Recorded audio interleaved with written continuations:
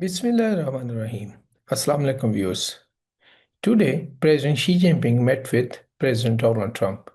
It was most awaited meeting in the context of the global challenges and different aspects. For example, right now, the world is facing the trade war imposed by President Trump, and now China has started to retaliate.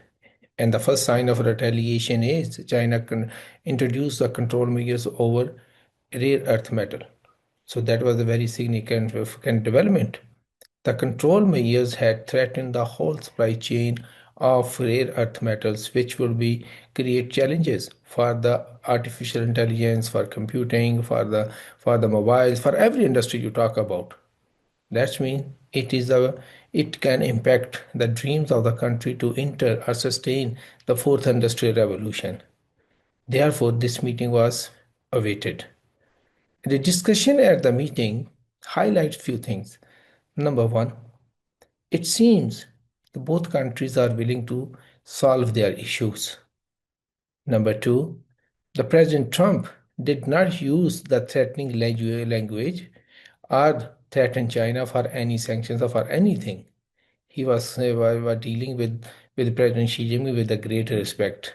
Even he was showering praise over the President Xi Jinping. The third, the meeting also keep in mind the global dimension and impacts of China USA relationship on the global economy and the development agenda. I think it is a good, so they are talking about it. But there are two more things which I wanted to discuss in this video. Number one, there are many experts they believe it has to official start a new global order, a global order which is moving away from unipolarity towards a balanced global order. Why they are saying this? There are two or three reasons. Number one, if we look at the statement President Xi Jinping, apart from any other thing, the one sentence which was very impressive, it was the Chinese President Xi Jinping said, so it is a normal to have frictions among the big economies. What does this mean? It means China is not threatened by the trade war. China is a confident of its ability. China has a trust in the growth and the growth model, and China has a trust in its industrial growth. So China doesn't need to be threatened or feel scared of any intervention from the USA. But China is also cognizant that being a big power, it also have some responsibilities which it have to fulfill. That's why President Xi Jinping was asking President Trump, let's move forward hand in hand and build a joint mechanism to solve our problems and help the world. Number two, as I discussed already, President Trump was very cordially in dealing with the President Xi Jinping. He also showed a strong intent to work with the President Xi Jinping to sort out the challenges. He was not using the threatening language. And it is a good omen because we have seen in the past President Trump has been very rude with many countries and he was very outspoken to discuss a number of issues. We can remember the meeting between President Xi Jinping, President Trump, and other countries' leadership at the White House. That's why the outcome is very important. And that is the major reason that they believe, so that the experts and the policymaker and media personals believe it is official start of a new global order, a balanced global order. How it happened? As I discussed earlier, one, the Chinese strength. China have shown it is not by the talk or by the statement. China has shown by the practical action China is a formidable power, especially in economic and trade and the technological fields. For example, the rare earth metal. No country can compete even near to the China. China has almost absolute dominance over the supply chain of the earth metal. However, China did not achieve this status by robbing the resources or capturing the country or the strangling economically other countries. China achieved this status by the continuous investment and work. And maybe it's interesting for the people to know that. So China had one their prime minister who was the expert in the earth sciences, which is one of the prerequisites for developing the rare earth metal supply chains.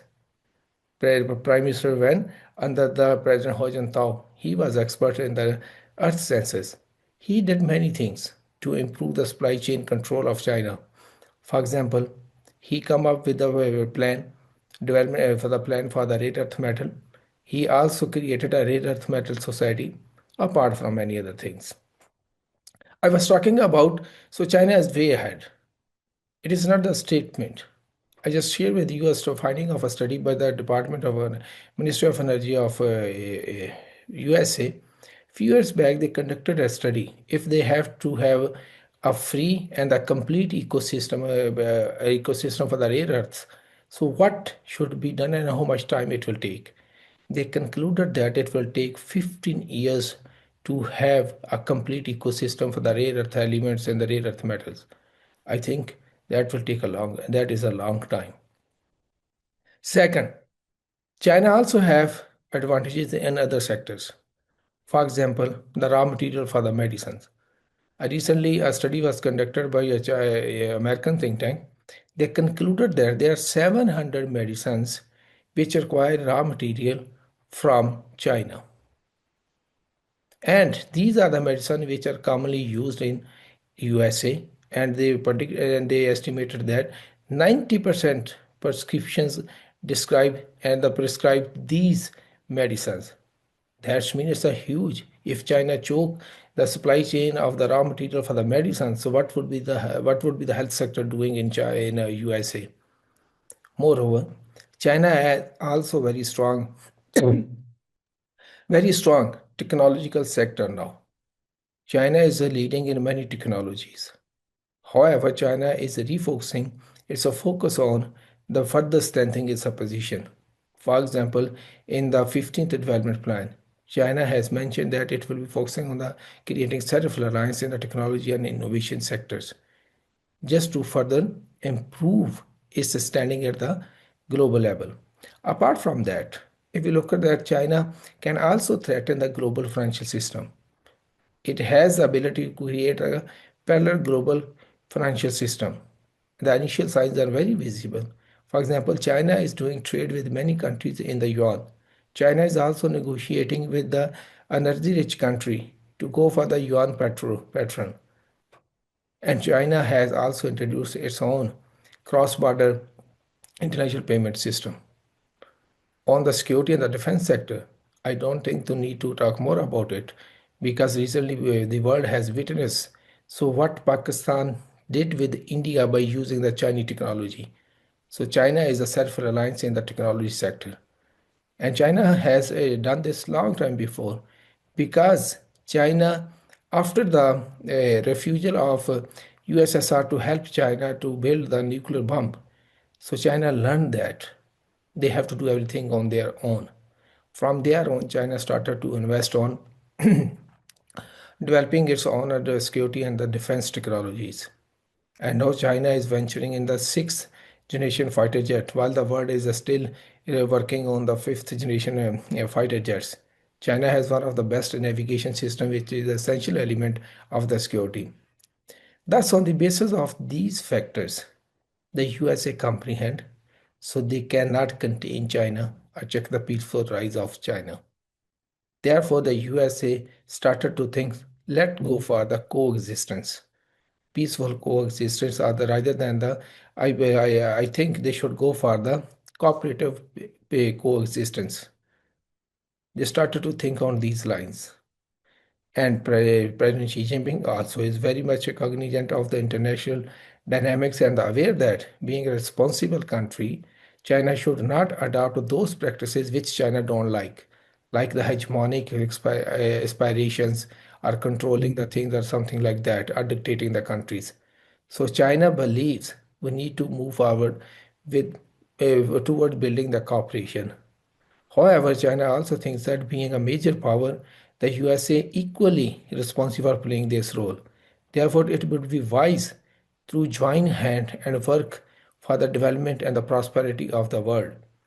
Therefore, he proposed to President Trump, let's work together jointly to solve the challenges. I think this is a very strong intention by the President Xi Jinping. And President Xi Jinping also offered offered some concessions to the President Trump on the in the trade issues like the soybean rare earth metals. So where the President Xi has shown the intent to buy more soybean and relax the rare earth metal controls. So President Xi has extended that. Some people say that why President Xi give these concessions. I think President Xi Jinping is focused on the long term. President Xi Jinping is focused on the global prosperity because and the President Xi Jinping is focused on the welfare of every country and creating the equal opportunity. Therefore, therefore he considers to give the grants, the concessions to USA.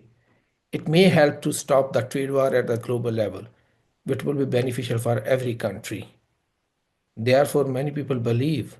So, if President Xi Jinping succeed in convincing USA to build a cooperation and help join the hands to help the countries and bring the prosperity, it would be a complete turnaround of the global system because because right now the USA thinks he is the only power and decide. But if China took this stance and bring the USA on the table, and there is a strong hope the USA will come to the table. For example, after the rare earth metal, they come to the table immediately. If tomorrow China uses its power in the medicine sector, they will not have any other option except to come to the table. So they can work together and they can reverse the process of the unipolarity. So there can be, China can play a role of equal power which act as a balancing actor.